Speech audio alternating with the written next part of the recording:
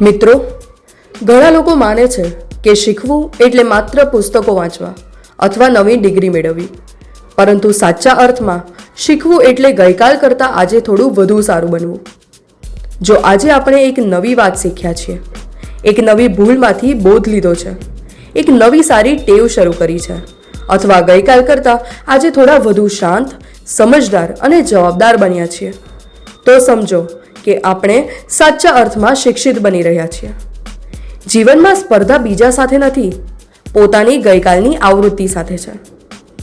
દરરોજ પોતાને એક પ્રશ્ન પૂછીએ, શું હું આજે ગઈકાલ કરતાં 1% પણ વધુ સારો બન્યો? આ નાનો 1% સુધારો જ એક દિવસ આપણને અસાધારણ સફળતા સુધી પહોંચાડશે.